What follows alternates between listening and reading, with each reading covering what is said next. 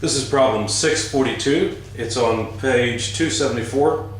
A 20 kilogram aluminum block initially at 200 degrees Celsius is brought into contact with a 20 kilogram block of iron at 100 degrees Celsius in an insulated enclosure. Determine the final equilibrium temperature and the total entropy generation for this process. Let's sketch the system to begin. The container that this system is in is insulated, and the aluminum block begins at 200 degrees Celsius, and it's a 20 kilogram mass. The iron, on the other hand,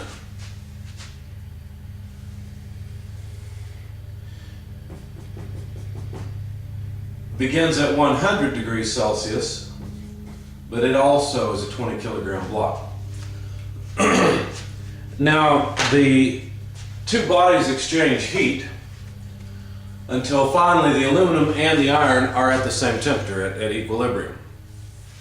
So there's some temperature that they both go to in state 2 that is unknown. We want to find that temperature, but we also want to find the amount of entropy generation. Now remember, entropy is just a way of measuring how irreversible a process is. So if this process is irreversible, which obviously it is, you would never expect, for example, to put two blocks together at some final temperature T2 and then magically separate their temperature so that the iron goes to 100 and the aluminum goes up to 200. That simply won't happen. This is irreversible, and so we expect that entropy has been generated in this process. So we want to find the temperature and we want to find the amount of entropy that's been generated by this heat transfer. Now, heat transfer is always irreversible, and so there's always entropy generated with finite heat transfers, or with not finite, but non-differential heat transfers. So anyway, our solution will begin with an energy balance, because the aluminum and the iron both have energy, and the net effect is that energy is transferred from the aluminum to the iron.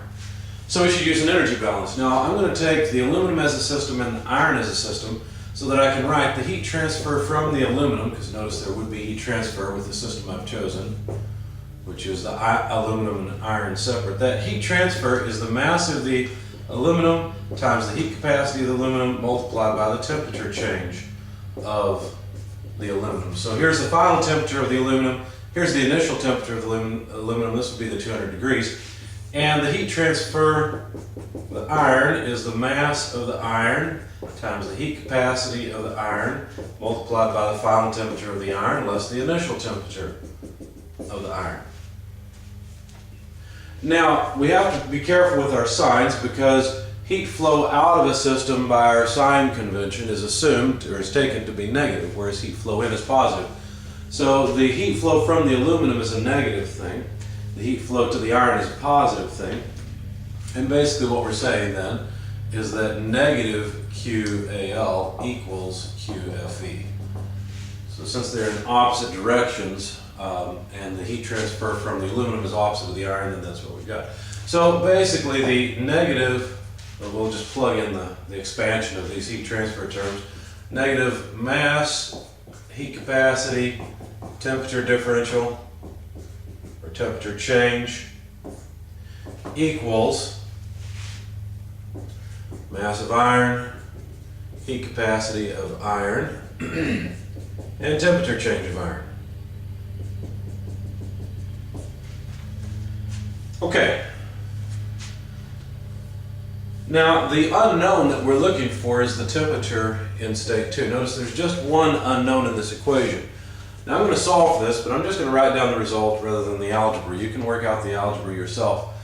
But basically what you would do is multiply the mass times heat capacity, which is the thermal mass of the aluminum, times both of these terms, and the thermal mass of the iron by its two temperatures. And then you'd move the two terms that have T2 in them to one side, move the other temperature terms to the other side, and then solve for T2. Anyway, T2 comes out to be the thermal mass of the aluminum multiplied by the temperature of the aluminum initially, the thermal mass of the iron multiplied by the temperature of the iron initially, divided by the total thermal mass.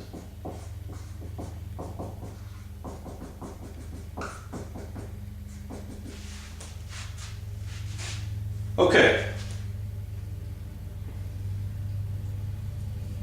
Now I used data from page 847 in your book, it's back in the appendices, so that I could find the heat capacity of the aluminum and the heat capacity of the iron. And since we're finished with this bit of the energy balance, let me just erase it. We'll go ahead and plug in the numbers. Of course, there's 20 kilograms of aluminum. The heat capacity of aluminum that I used was 0.929 kilojoules per kilogram per Kelvin. And the temperature of the iron began at 200 degrees Celsius. And you might look at this and say, well, wait a second, you've got a problem here because you've got degrees Celsius here and Kelvin here. Well, remember, we're dealing with the temperature difference, so it won't matter. So those two will in fact cross off. And of course the kilograms go away as well. That takes care of this first term. For the second term, there's also 20 kilograms of iron. It's just the way the problem is set up. And the heat capacity for iron that I used is 0.45 kilojoules per kilogram per Kelvin. And then the initial temperature of the iron is 100 degrees Celsius. So again, we're left with a term in units of kilojoules. In the denominator, there are 20 kilograms of aluminum. The heat capacity of the aluminum, 0.929 kilojoules per kilogram per Kelvin. Plus the second term, mass of iron is 20 kilograms. Heat capacity of the iron is 0.45 kilojoules per kilogram per Kelvin. Kilograms go away. And of course the kilojoules will cancel in the numerator and denominator, and all we're left with is Kelvin. You have to be careful here because really the temperature we're getting out is degrees Celsius. Another way of looking at this is instead of canceling the degrees Celsius units, you would let the Kelvin in the numerator cancel the Kelvin in the denominator. The reason we get degrees Celsius units and not Kelvin is because we plugged in temperatures in degrees Celsius. And remember, we were talking about a difference. So T2 must come out in the same units that T1 was in. Anyway, plugging all this into your calculator, what you'll find is that T2 is 167.367 degrees Celsius, which is about 170 degrees Celsius. Okay.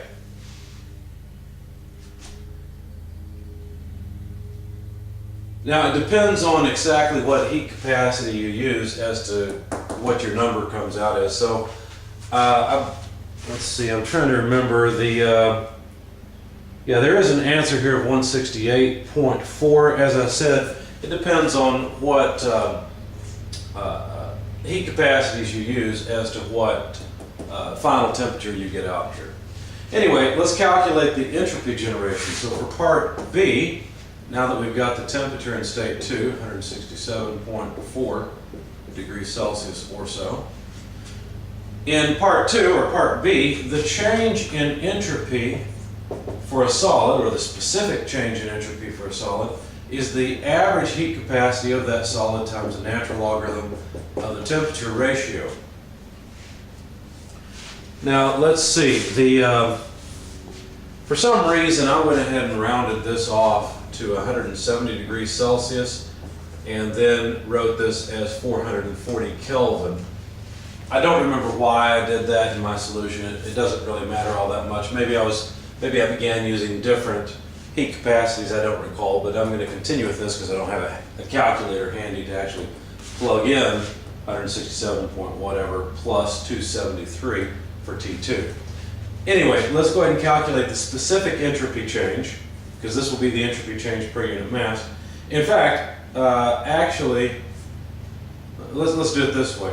The total entropy change would be equal to the mass times the average heat capacity times the natural logarithm of the temperature ratio. Now you look at this and you say, well, wait a second. We've got two different masses and two different T1s. How are we going to deal with that? Well, actually that makes sense. We can compute an entropy change for the aluminum and an entropy change for the iron. In fact, heat carries entropy with it, and therefore the heat transfer out of the aluminum means that the aluminum's entropy will decrease. We expect to get a negative delta S for the aluminum since the heat, since the heat is transferred into the iron, and the heat carries entropy with it, the entropy of the iron is going to increase. Now, the interesting part is since this is an irreversible process, the entropy decrease of the aluminum will be less than the entropy increase of the iron, and the difference between the two will be the amount of entropy that's generated. So let's analyze that portion of the problem and see what we come up with.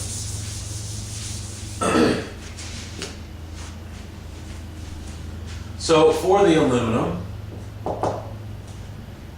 the change in total entropy of the aluminum, that's supposed to be a capital S, is mass of aluminum, heat capacity of aluminum, multiplied by the natural logarithm of T2 over T1 of the aluminum. And so that's 20 kilograms. The heat capacity of the aluminum, 0.929 kilojoules per kilogram per Kelvin. Natural logarithm T2 is 440 for both masses, but the aluminum begins at 200 degrees Celsius. Now you can't just plug in 200 degrees Celsius. You have to plug in Kelvin. The ratio has to be in absolute units, otherwise it doesn't make any sense. So take 200 and add 273 to it. So let's see what will happen. Well, we'll end up with kilojoules per Kelvin. In fact, as predicted, when you plug this into your calculator, you'll find it's negative 1.3437 kilojoules per Kelvin of entropy change for the aluminum. For the iron, the entropy change of the iron will be equal to the mass of the iron times the heat capacity of the iron times the natural logarithm of the temperature ratio of the iron. Plugging in the numbers there, the mass of the iron is 20 kilograms, heat capacity of the iron 0.45 kilojoules per kilogram per Kelvin. Notice the kilograms go away again. Natural logarithm T2 is 440, it's the same for both masses. And the beginning temperature of the iron is 100 plus 273 per Kelvin.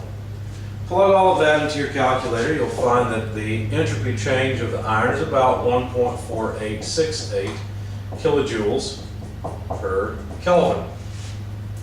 And so the entropy that's generated would simply be the sum of the entropy change of the aluminum and the entropy change of the iron. Because notice there's going to be a difference between the two. And that sum will represent the entropy generated. So anyway, just add these two numbers together. One's negative, of course, the other one's positive. You'll find that the entropy generated is 0.143 kilojoules per Kelvin. So there's our two answers. And you could write this as about 440 Kelvin. I don't remember why I rounded it off so far, but anyway, that's what we got.